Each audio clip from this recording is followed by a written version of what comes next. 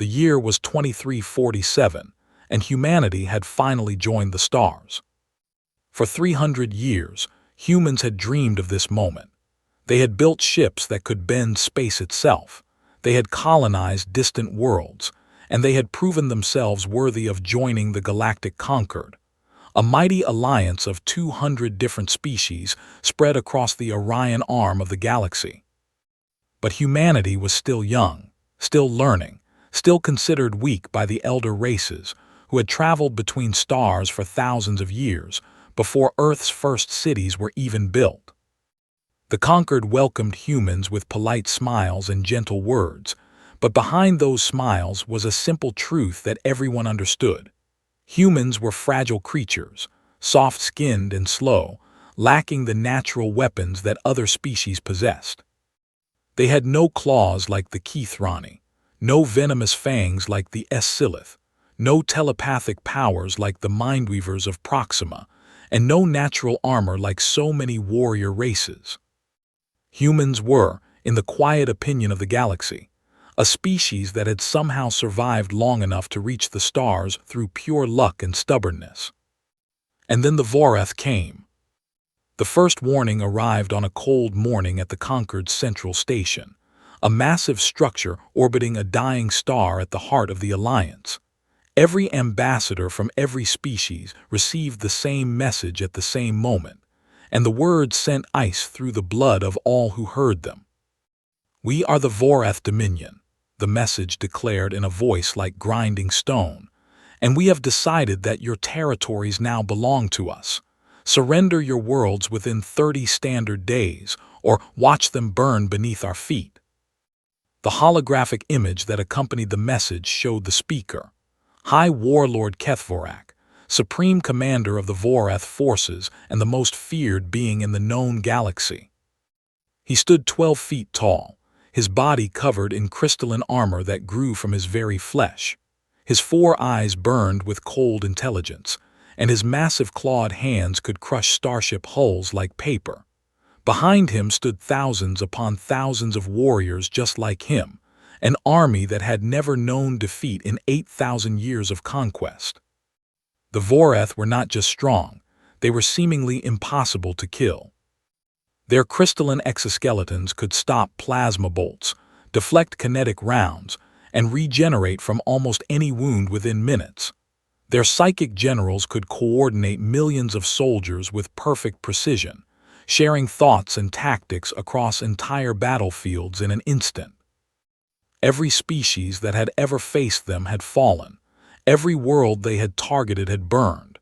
Every enemy who had stood against them had been crushed into dust and forgotten. Ambassador Sarah Chen of Earth watched the message with her fellow diplomats, and she saw the fear spreading through the chamber like a disease. The Keithrani ambassador's scales had turned pale white. The Scylith representative was trembling so badly that venom dripped from her fangs, and even the proud Mindweavers had gone silent with terror. "We must negotiate," whispered the eldest of the conquered leaders, a being so ancient that no one remembered his species' true name. "We must offer them tribute, offer them anything they want. Fighting the Vorath is not war, it is suicide."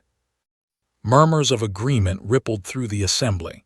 Heads nodded, tentacles waved in acceptance, and the mood of surrender filled the air like a thick fog. But Ambassador Chen stood up, and her voice cut through the whispers like a blade.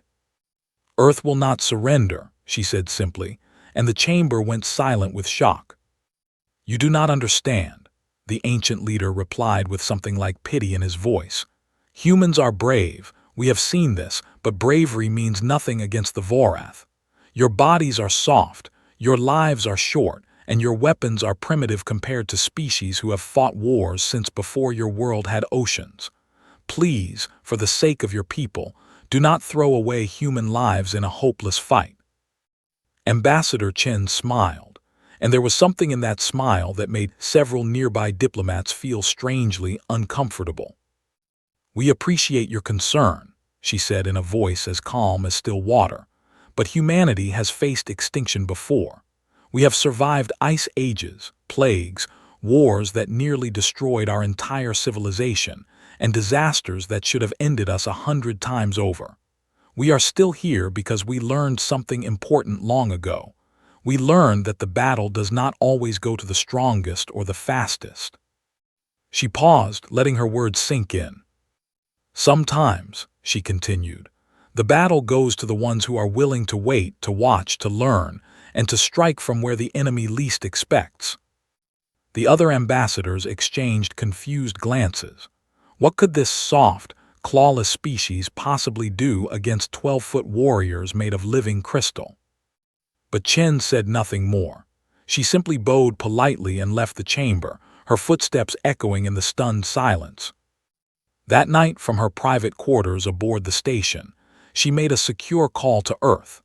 The signal bounced through 17 different relay points, each one adding another layer of encryption until the message was wrapped in so much security that breaking it would take 1,000 years.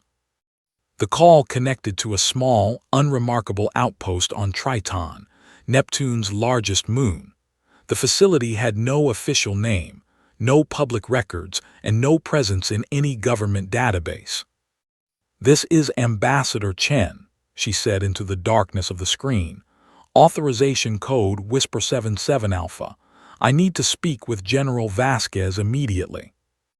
A moment passed, then another, and then a face appeared on the screen. A woman with gray hair and tired eyes that held the weight of secrets too heavy for most people to carry. "Ambassador," General Vasquez said with a slight nod, "I assume this is about our new friends from the Voreth Dominion." "They have given the conquered 30 days to surrender," Chen replied, "and they will reach our border colonies in 3 days. The rest of the galaxy believes we should run and hide." General Vasquez allowed herself a small, cold smile. "And what do you believe, Ambassador?" Chen's eyes hardened with determination. "I believe it is time to show the galaxy what humanity is truly capable of. I believe it is time to remind the universe why our ancestors survived when so many other species on our own planet did not. I believe, General, that it is time to activate Whisper Protocol." The General nodded slowly, and her fingers moved across her console. Somewhere in the depths of the Triton facility, alarms began to sound silently, and men and women who had trained their entire lives for this moment began to prepare. "Whisper Protocol is now active," Vasquez confirmed, "and may whatever gods exist have mercy on the Voreth, because we certainly will not." The screen went dark, and Ambassador Chen stood alone in her quarters, looking out at the endless stars. Somewhere out there, an army of crystal giants was preparing to crush humanity beneath their feet. They believed this would be easy, that humans would break like all the others, that their victory was already assured. They had no idea what was coming for them.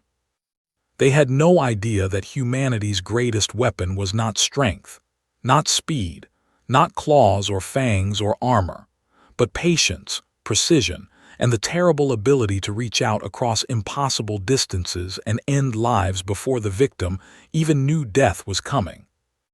The Voreth had conquered the galaxy through brute force and terror.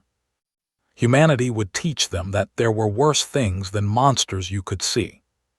The war was about to begin, and it would end in a way that no species in the galaxy could have ever predicted. 3 days passed like a held breath, and then the Voreth arrived. The sky above New Geneva, humanity's largest colony world, turned dark with ships. 40,000 warships descended from the void like a swarm of metal locusts, blocking out the sun itself and casting the entire planet into shadow. People in the streets stopped and stared upward. Children grabbed their parents' hands. Soldiers gripped their weapons with white knuckles, and everyone felt the same cold fear spreading through their hearts. The Voreth had come, and they had come in force. The first dropships hit the ground like thunder, their massive doors slamming open to release waves of crystalline warriors onto the soil of New Geneva. Each soldier stood 12 feet tall, their bodies gleaming with inner light, their 4 eyes scanning for enemies to destroy. 1 million Vorath warriors made planetfall in the first hour alone, and more kept coming. Wave after wave, ship after ship, an endless tide of living weapons that seemed to have no end. Human forces engaged immediately. Tanks rolled forward with guns blazing. Aircraft screamed overhead, dropping bombs and missiles, and infantry took positions in buildings and trenches to hold the line. But the Vorath were everything the legends claimed and more. Plasma bolts that could melt steel simply bounced off their crystalline armor. Explosive rounds that could level buildings only cracked their shells before the cracks healed themselves within seconds. Even the heaviest weapons humanity possessed seemed to do nothing more than annoy the advancing giants. Within 6 hours, the first defensive line had fallen. Within 12 hours, the second line was crumbling. Within 18 hours, human forces had been pushed back to their final positions around the capital city. And still the Vorath came, unstoppable, inevitable death walking on 2 legs. High above the battlefield, in orbital stations at the edge of the system, representatives from a dozen conquered species watched the carnage unfold on their screens. "It is as we predicted," the Keithrani observer said sadly, his scales shifting to a mournful blue. "The humans are brave, but bravery cannot stop the Vorath. Their world will fall by morning." "Such a waste," the Essilith diplomat hissed softly. "They should have listened to us. They should have run while they still could." "At least it will be quick," another observer added. "The Vorath do not torture their victims. They simply crush them and move on. It is a mercy in its own terrible way." The observers nodded in agreement and continued to watch, recording everything for the historical archives. This would be studied by military academies across the galaxy, they believed, as yet another example of why smaller species should never challenge the Vorath dominion. None of them noticed the small, unmarked human shuttle that slipped through the chaos of battle and descended to the planet's surface far from the fighting. None of them saw the single figure that emerged from the shuttle, carrying a long case and wearing armor that seemed to drink in light rather than reflect it. None of them had any idea that the war was about to change forever. On the surface of New Geneva, High Warlord Kethvorak himself had arrived to witness the final victory. In Vorath culture, the Supreme Commander was required to stand at the front lines during the decisive moment of any conquest. It was both religious tradition and practical strategy, for the warlord's psychic presence strengthened every soldier on the battlefield and struck fear into the hearts of enemies. Kethvorak had done this 732 times in his long life, and 732 worlds had fallen before him. He had never known defeat, never felt fear, never doubted for a single moment that he was the greatest warrior the galaxy had ever seen. He stood now on a ceremonial platform atop a mountain ridge overlooking the human capital. Around him stood his 12 psychic marshals, his most trusted generals, their minds linked with his in a web of shared thought and power. Below them, 1,000,000 soldiers awaited the final order to attack. "Look at them," Kethvorak said, his voice rumbling like distant thunder. "The humans huddle in their little city like frightened animals. They have fought well for such weak creatures, but now it ends." His marshals nodded in agreement, their crystalline faces showing expressions of cold satisfaction. "Signal the troops," the warlord commanded. "Begin the final assault. I want this world secured before the sun rises again." But before the order could be given, something strange happened. The human forces stopped fighting. Guns that had been firing constantly for hours suddenly went silent. Aircraft turned and flew away from the battle. Tanks reversed their engines and retreated toward the city. Even the infantry abandoned their positions and fell back without firing another shot. Kethvorak watched this with growing confusion. "What are they doing?" one of the marshals asked, his 4 eyes narrowing with suspicion. "They have accepted defeat," another marshal suggested. They have realized that further resistance is pointless and are preparing to surrender. The warlord considered this and found it believable. Many species had broken in exactly this way, their will to fight crumbling in the face of Vorath might. It was disappointing, in a way, because Kethvorak had hoped the humans would provide more sport. "Very well," he said with a dismissive wave of his massive claw. "If they wish to surrender, we will accept their submission. Prepare the victory ceremony. I will address this world's survivors and show them the face of their new master." The marshals moved to carry out his orders, and Kethvorak turned to face the distant city.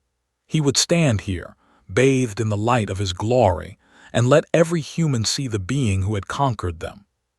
He never noticed the figure lying motionless in the ruins of a farmhouse, exactly 4.7 kilometers away. Sergeant Yuki Tanaka had been in position for 6 hours, her body hidden beneath a thermal dampening blanket that made her invisible to sensors, her breathing so slow and controlled that even her heartbeat had dropped to barely 30 beats per minute. She was the product of humanity's most secret program, trained since childhood to be patient beyond human limits, to remain still for days if necessary, to become one with the environment until she was nothing more than another shadow among shadows. And now, finally, her target had arrived. Through the scope of her rifle, she could see Kethvorak perfectly, every detail of his crystalline armor, every flash of light from his 4 terrible eyes, every twitch of his massive claws. She had studied him for years, knew his movements, his habits, his weaknesses that no one else in the galaxy had ever thought to look for because no one had ever gotten close enough to matter. Her finger rested gently on the trigger, feeling the familiar weight of the weapon she had carried across 1,000 training missions. The rifle was called the XR-17, nicknamed Godkiller by the engineers who had built it. It fired a magnetically accelerated round tipped with antimatter, capable of deleting matter at the atomic level. The Vorath's crystalline armor was immune to heat, resistant to kinetic impact, and could heal from any wound. But it could not heal from something that simply erased it from existence. Yuki exhaled slowly, feeling her heartbeat fade to nothing. She watched as Kethvorak raised his blade high above his head, preparing to declare his victory to the watching galaxy. And in that perfect moment of stillness, she fired. The shot crossed 4.7 kilometers in 0.003 of a second. There was no warning, no sound, no flash of light that could have alerted anyone to the death streaking through the air. The antimatter-tipped round moved faster than thought itself, faster than nerve signals, faster than anything the Vorath had ever encountered in 8,000 years of warfare. High Warlord Kethvorak never felt a thing. One moment he was standing tall on his ceremonial platform, his blade raised high, his 4 eyes blazing with the fire of conquest, his lips parting to speak the words that would claim this world for the Dominion. The next moment, there was simply an absence where his head had been. No explosion, no spray of blood, no dramatic destruction, just a perfect, fist-sized hole of absolute nothing. The antimatter had done its work with surgical precision, erasing every atom it touched as if they had never existed at all. For 2 long seconds, Kethvorak's massive body remained standing, held upright by nothing more than muscle memory and the laws of physics. His blade was still raised, his claws still clenched, his stance still proud and defiant. Then gravity remembered its duty, and the greatest warrior the galaxy had ever known collapsed forward like a puppet whose strings had been cut, his crystalline armor shattering against the stone platform with a sound like breaking glass. The 12 psychic marshals stood frozen in absolute shock. Their minds had been linked with Kethvorak's consciousness for so long that his sudden absence hit them like a physical blow. They staggered, clutched their heads, and tried desperately to understand what had just happened. 1 second. That was all the time Yuki Tanaka needed to acquire her second target. The shot rang out again, silent and invisible, and the first marshal's head vanished just as completely as his master's. Another shot, another marshal fell. Another shot, another death. Again and again, each kill taking less than a heartbeat. Across the battlefield, hidden in positions that had been prepared months in advance, 11 other members of the Whisper Protocol team opened fire at the same moment. They had trained together for years, practiced this exact scenario thousands of times, learned to coordinate their shots without needing to communicate. They were ghosts with rifles, phantoms armed with weapons that could erase life itself. In the span of 3 seconds, 11 of the 12 psychic marshals died without ever seeing their killers. Only the 12th survived, and that was only because he had tripped over Kethvorak's fallen body at the exact moment. The shot intended for him passed through the space his head had occupied. Marshal Vethkaros pressed himself flat against the platform, his crystalline shell scraping against stone, his 4 eyes wild with terror. What had just happened?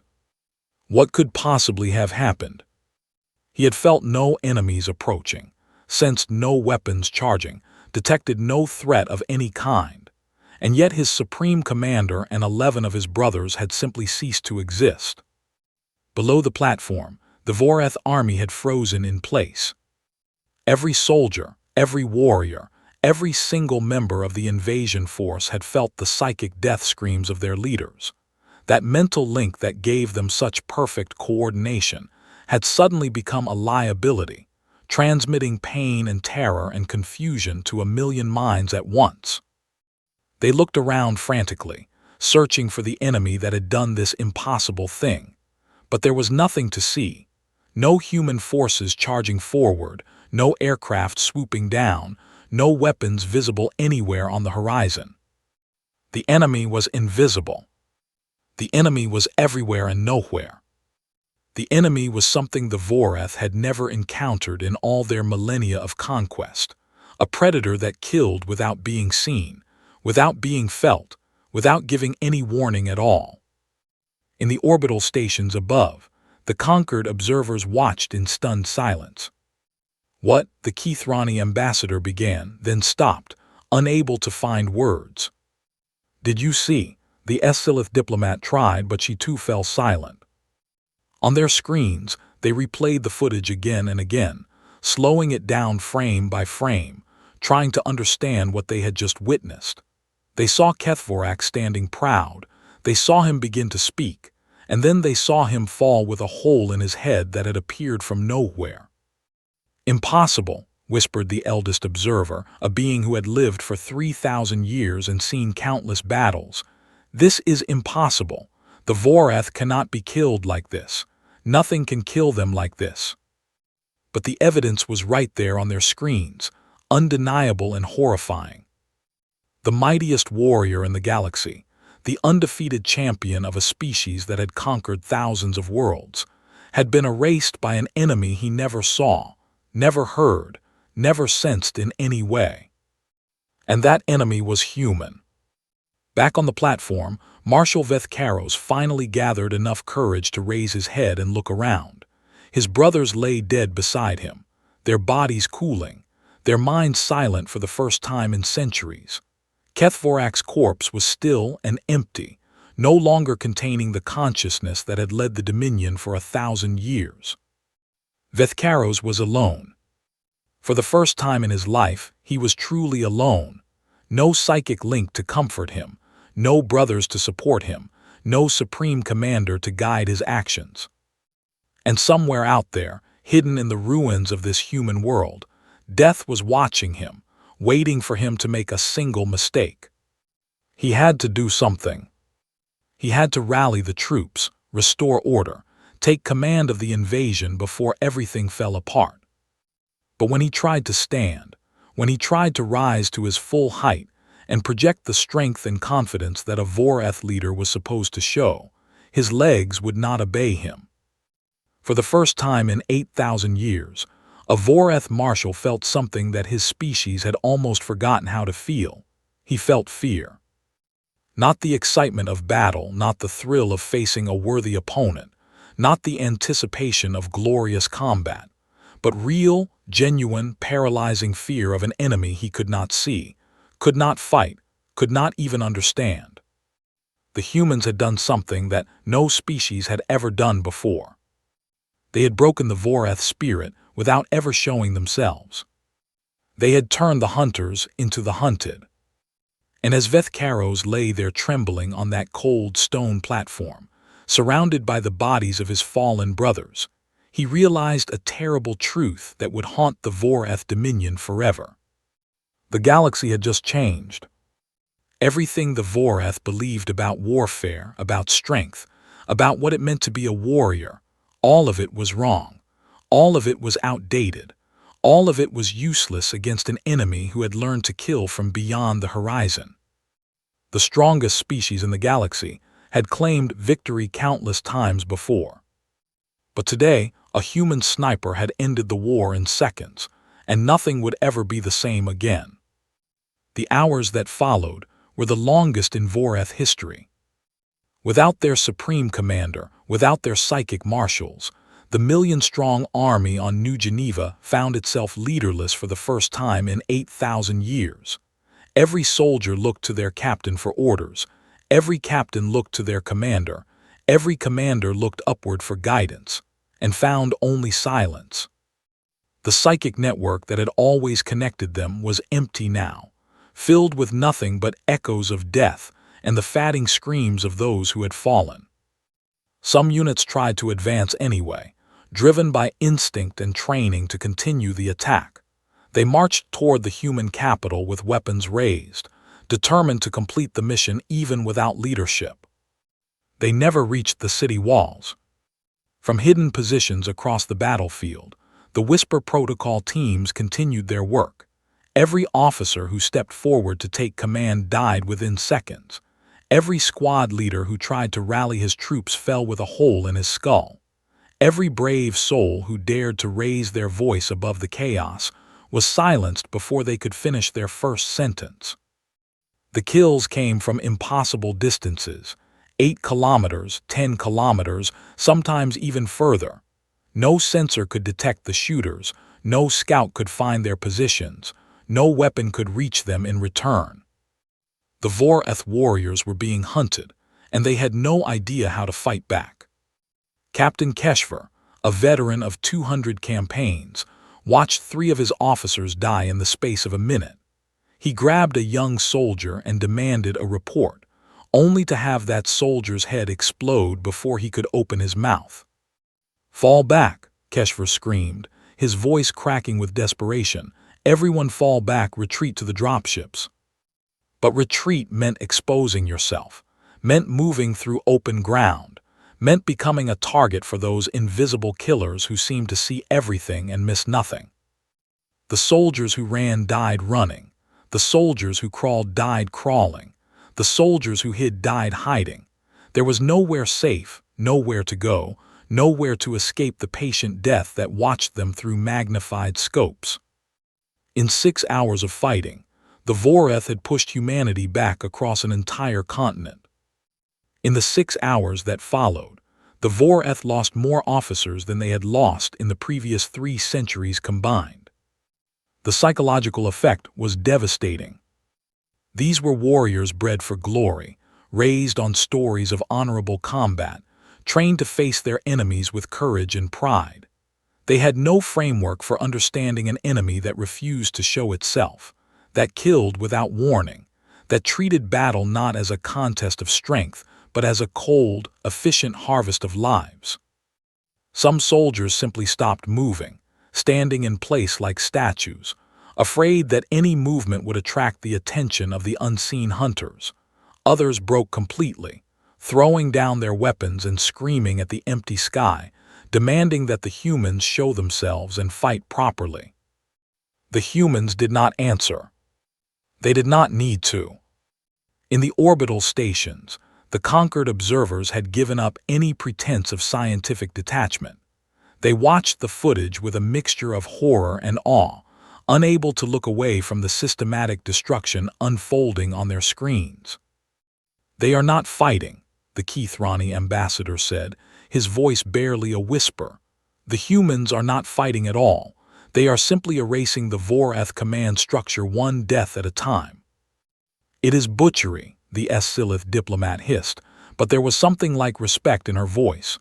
"Efficient, ruthless, and utterly terrifying butchery." The eldest observer said nothing. He simply stared at the screen with ancient eyes that had seen the rise and fall of 1,000 civilizations. And for the first time in his long life, he felt truly afraid of a species he had once pitied. Ambassador Chen's shuttle arrived at the station later that day, and she walked into the observation room with calm confidence. Every alien eye turned to her, searching for answers, searching for explanations, searching for any way to understand what humanity had done. "Ambassador," the Keithrani said carefully, "perhaps you could explain." "Humans are persistence predators," Chen interrupted, her voice as pleasant as if she were discussing the weather. "Our ancestors survived on Earth not because we were the strongest or the fastest, but because we were the most patient.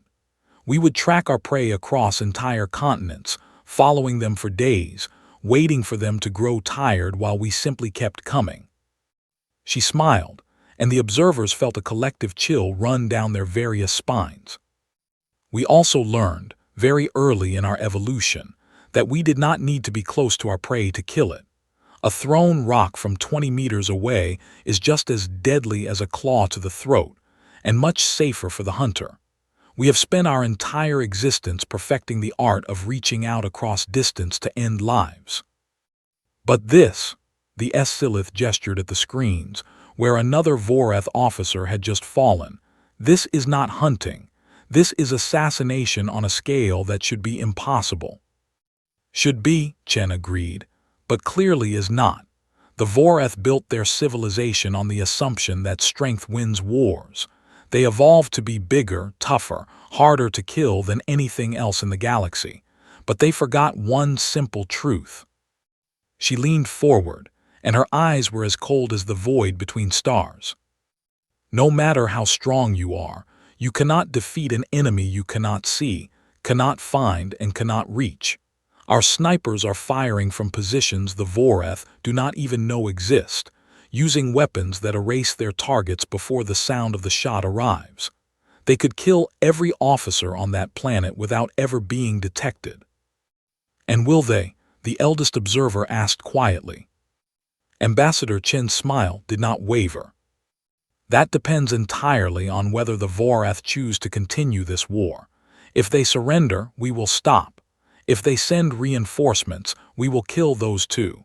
We can do this forever because patience is what humans do best." In his hiding place on New Geneva, Marshal Veth Karos had finally managed to reach a communication device. His claws trembled as he activated the link to the Dominion homeworld, and his voice shook as he spoke words that no Vorath had ever spoken before. "Do not send reinforcements," he pleaded. "Do not engage the humans. They do not fight, they erase. We cannot win this war. We cannot even see the enemy. Please, for the sake of the Dominion, accept any terms they offer." The silence that followed was the longest of his life. On the Vorath homeworld, the ruling council listened to their sole surviving marshal and felt something strange stirring in their ancient hearts: doubt, confusion, and the first terrible hints of fear. The message from the Vorath homeworld arrived exactly 24 hours after the first shot was fired. It was addressed to Ambassador Chen, transmitted through diplomatic channels that the Vorath had never used before because they had never needed to negotiate with anyone. Their words were simple, direct, and carried a weight that echoed across the galaxy. "The Vorath Dominion requests an immediate ceasefire. We are prepared to discuss terms." In the history of the known universe, no one had ever heard such words from the Vorath. In 8,000 years of conquest, they had never asked for peace, never admitted weakness, never even considered the possibility that they might lose a war. They had simply crushed every enemy in their path and moved on to the next world. But humans had changed everything. The The conquered assembly gathered to witness the negotiations, every ambassador watching with disbelief as the mightiest warrior species in existence sat across from the soft, fragile humans and asked, not demanded, but asked, what terms would be acceptable. Ambassador Chen spoke with the same calm confidence she had shown throughout the crisis. The Vorath will withdraw from all conquered space immediately, she said, listing each condition without emotion. You will pay reparations to New Geneva for the damage your invasion caused. You will release any prisoners you have taken during this conflict. And you will sign a treaty promising never to attack human territory again. The Vorath representative, a council elder who had lived for 3,000 years, listened in silence. Every condition was a humiliation, every demand a reminder of their defeat. But he had seen the footage from New Geneva, had watched their officers die one by one to an enemy that never showed its face, and he knew there was no choice. And in exchange, he asked, his voice rough with shame. Chen's expression did not change. In exchange, humanity agrees not to share our long-range precision elimination technology with any other conquered species. Your warriors will remain the strongest in close combat, the most difficult to kill in direct confrontation. You will retain your reputation as fearsome opponents to anyone foolish enough to face you in open battle. She paused, letting the implications sink in. But you will remember that there are some enemies you cannot fight, cannot see, and cannot defeat through strength alone. You will remember that humanity does not need to face you in open battle. And you will remember that if you ever threaten our people again, we will reach out across the stars and end your leaders before they can finish giving the order to attack. The Vorath elder stared at her for a long moment, and in his ancient eyes there was something that might have been respect, or perhaps just fear wearing a mask of dignity. We accept your terms, he said finally, and the gallery erupted in shocked whispers. The treaty was signed that very day, and the Vorath fleet withdrew from human space within hours. 1,000,000 warriors returned to their dropships, their heads bowed in defeat, their pride shattered by an enemy they still did not fully understand. Marshal Vethkaros was among the last to leave New Geneva. He walked slowly to his shuttle, his crystalline armor dull and scratched, his 4 eyes scanning the horizon constantly as if expecting death to reach out for him at any moment. Before he boarded, he stopped and looked back at the planet that had become a graveyard for Vorath ambitions. Somewhere out there, hidden in ruins and shadows and impossible positions, the humans who had destroyed his world were watching him leave. He could not see them, could not sense them, could not even imagine where they might be. But he knew they were there, and he knew that if they wanted him dead, he would die without ever knowing how. He climbed into his shuttle and did not look back again. The galaxy reacted to the treaty with a mixture of shock and fascination. Species that had once pitied humanity now regarded them with nervous respect. Ambassadors who had dismissed human concerns now listened carefully to every word Earth's representatives spoke. Military academies across the conquered added new courses studying what they called asymmetric elimination doctrine. The phrase that spread fastest was a simple one, repeated in 1,000 languages across 1,000 worlds. Beware the species that learn to kill not with fury, but with patience. Humanity's reputation had transformed overnight. They were no longer the soft, fragile newcomers struggling to survive in a dangerous galaxy. They were the patient hunters, the distant death, the ghosts with rifles who could reach across impossible distances and end any life they chose. It was a reputation that would protect human worlds for centuries to come. On the frozen moon of Triton, far from the celebrations and the politics and the endless diplomatic discussions, life returned to normal at the classified facility that officially did not exist. The Whisper Protocol team returned quietly, without parades or medals or public recognition. Their work was too secret, too important, too dangerous to acknowledge openly. They simply went back to their training, their preparation, their endless practice for a day that might never come again. Sergeant Yuki Tanaka was among them. She walked through the corridors of the facility without speaking to anyone, her expression as calm and unreadable as it had been when she pulled the trigger on Kethvorak. She did not feel like a hero, did not feel like she had done anything remarkable. She had simply done her job, the job she had trained her entire life to do. General Vasquez met her in the hydroponics bay, where Yuki had kept a small garden for the past 5 years. It was her one indulgence, her one connection to a normal life. A few square meters of green growing things in a facility dedicated to death. "You saved humanity," Vasquez said, standing beside her as Yuki watered her tomato plants. "You should be proud."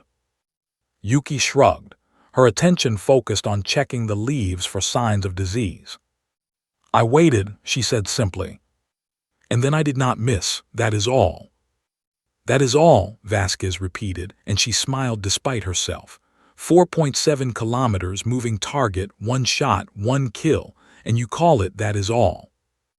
"The distance was not difficult," Yuki replied, finally looking up from her plants. "The weapon did most of the work.